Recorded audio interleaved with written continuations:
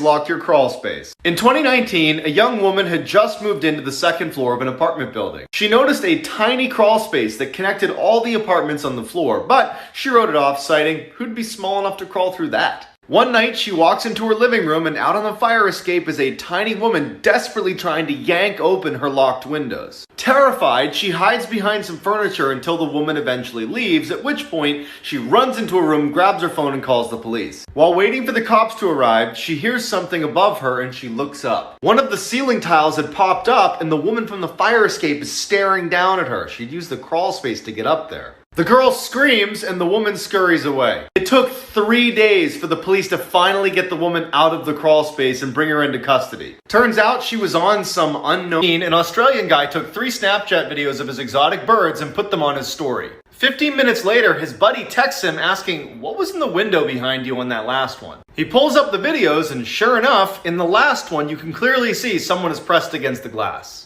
Nothing comes of the Snapchat videos, but a week later, he hears banging coming from that same door in his house, and he gets his phone out and he walks over to film it in case there's someone there. There isn't, but he uploads the video to YouTube anyways. The next day, someone sends him an enhanced version of that video where, as he's walking to investigate the noises, someone with a mask on is standing in the corner of his house. He goes to the police, who look at the video and they're like, "Sorry." Take no for an answer. That's what happened to Jillian. But things took a strange and unexpected turn. Jillian always went to this one cafe, and one day she bumped into a young man. His name was Charles. Charles came from a wealthy family and thought that no woman could ever say no to him. He asked Jillian to have coffee with him, and she did. They had a friendly conversation for a while, but by the time the cafe was about to close, Charles gently grabbed Jillian by the hand and asked her out. She said, "I'm sorry, you're just not my type," and left. This made Charles furious. From then on, he'd come to the same cafe every single day to hope that Jillian was there. It got to the point where Jillian would look through the window and see Charles waiting for her. She'd feel uncomfortable and leave. It just seemed like he wouldn't take no for an answer. But things were not so simple. One day, it was the final straw. Charles brought flowers to the cafe and waited for Jillian. When she didn't show up, Charles took the flowers, threw them on the ground, and stomped on them. He yelled, "That's it, I'm gonna make you my girlfriend if it's the last thing I do." The next day, he looked up Jillian's address in the phone book and went to her house. But he could never have expected what he would find there. Follow for part 2.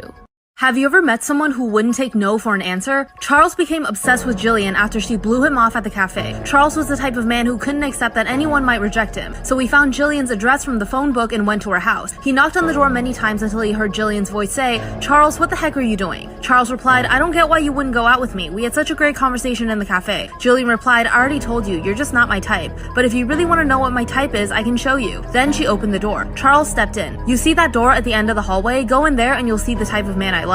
Charles eagerly went in and saw a staircase leading down to the basement. What happened next would shock anyone. When he got to the bottom of the stairs, he smelled a horrible rotting smell. Then he saw that he was surrounded by 12 or 13 bodies nailed to the wall. All of them were headless. On the table against the wall, their heads were arranged in a row. Suddenly, Charles felt a tap on his shoulder. He turned around and saw Jillian with an axe. Jillian swung the axe, and as Charles's head flew across the room, Jillian picked it up, looked it dead in the eye, and said, "Now you're my type."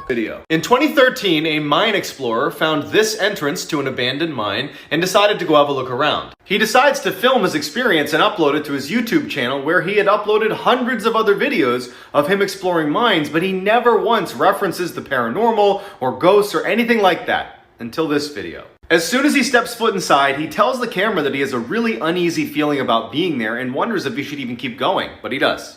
Everything seems pretty normal until he gets to a section in the mine where there's a bunch of chains hanging down from the ceiling. He hears something in the back of the tunnel, so he pulls his flashlight out and he shines it towards the back, and he sees a chain swinging, and it shouldn't be, because there's no draft and he's all alone, and you can tell he's scared by the way he starts talking. Although he's totally freaked out, he wants to know what's causing the chain to swing, so he goes farther and farther into the mine until he hears something. People whispering in every direction. He gets totally spooked and runs out. If you don't want to sleep tonight, watch the whole video.